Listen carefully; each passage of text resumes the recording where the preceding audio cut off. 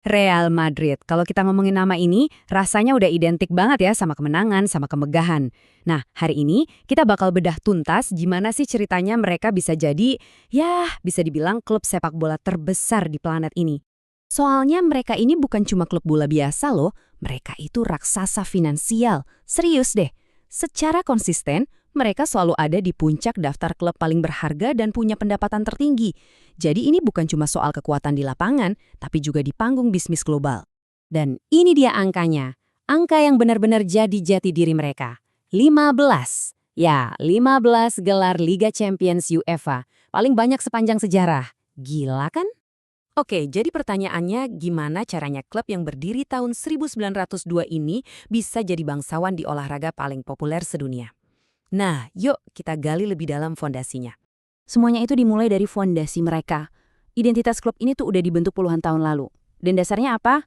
Ambisi yang luar biasa besar dan visi yang, ya, revolusioner banget pada masanya tentang apa itu klub sepak bola. Oke, pertama-tama kita lihat namanya dulu deh, Real. Kalian tahu nggak artinya? Real dalam Real Madrid itu artinya kerajaan. Ini bukan nama sembarangan loh, ini gelar yang dikasih langsung sama Raja Spanyol.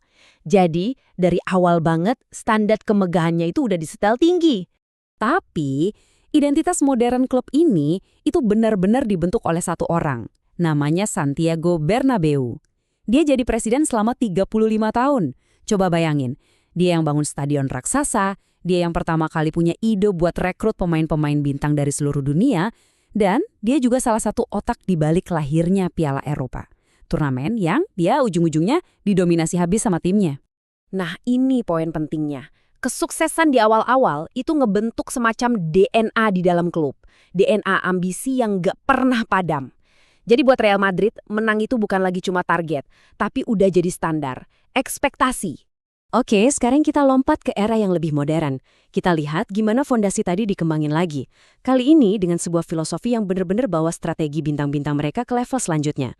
Dan inilah dia era Galacticos, atau gampangnya para superstar. Ceritanya gini, di awal 2000-an, Presiden Florentino Perez punya janji gila. Setiap musim panas, dia bakal beli satu pemain terbaik dunia, setiap tahun. Dan janji itu benar-benar ditepatin. Hasilnya, skuad yang isinya kayak tim di video game. Bayangin aja, ada legenda kayak Zidane, Ronaldo, David Beckham, semua di satu tim. Tapi ada tantangannya, yaitu keseimbangan tim. Makanya mereka coba bikin kebijakan yang namanya Zidanes y Pavones.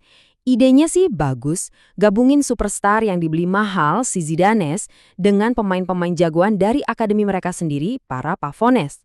Cuma ya gitu, kadang fokus ke pemasaran bikin tim jadi kurang seimbang di lapangan. Nah, baru deh di gelombang kedua Galacticos, formulanya ketemu. Tentu aja ini dipimpin sama satu orang, Cristiano Ronaldo, yang waktu itu jadi rekrutan pemecah rekor. Era ini akhirnya jadi salah satu periode paling dominan dalam sejarah Real Madrid. Tapi rasanya nggak lengkap ngomongin Real Madrid kalau kita nggak bahas rival abadi mereka. Karena ini bukan sekedar pertandingan, ini jauh lebih dari itu. Iya, kita ngomongin El Clasico. Pertarungan melawan Barcelona ini bukan cuma soal sepak bola, teman-teman. Ini bentrokan antara dua kota, dua budaya, bahkan dua identitas politik yang berbeda. Kalau kita lihat datanya, persaingannya ketat banget kan? Jumlah kemenangannya hampir imbang selama puluhan tahun. Tapi intensitasnya itu datang dari hal yang lebih dalam, bukan cuma soal menang kalah di lapangan. Nah, ini dia akarnya. Rivalitas ini tuh kayak cerminan ketegangan budaya dan politik. Madrid dianggap sebagai simbol Spanyol yang tradisional, yang sentralis. Sementara Barcelona, mereka jadi pembawa bendera identitas Katalan yang pengen beda. Kebayangkan panasnya? Jadi, bayangin deh, campuran dari ambisi sejak dulu, kekuatan para bintang, plus rivalitas super sengit ini, semuanya ngebuat panggung yang sempurna buat era dominasi modern mereka.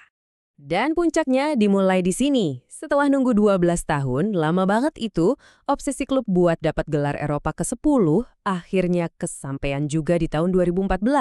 Momen inilah yang dikenal sebagai La Decima. Kemenangan itu benar-benar kayak ngebuka keran. Lihat aja grafik ini. Jelas banget kan betapa dominannya mereka sejak tahun 2000? Gelar mereka itu 2 kali lipat lebih banyak dari pesaing terdekatnya. 2 kali lipat. Mereka bahkan jadi satu-satunya klub di era modern yang bisa juara 3 kali berturut-turut. 3 kali. Dan setelah itu, nambah 2 lagi. Ini benar-benar ngegasin status mereka sebagai, ya, Raja Eropa yang nggak bisa dibantah. Jadi, kalau kita tarik benang merahnya, mulai dari status kerajaan, filosofi superstar, sampai dinasti modern, semua itu membuktikan kalau identitas Real Madrid dibangun di atas satu hal. Ambisi yang nggak ada matinya. Nah, pertanyaannya sekarang, sambil para legenda satu persatu pergi, kira-kira generasi bintang selanjutnya bisa nggak ya nerusin warisan kerajaan ini?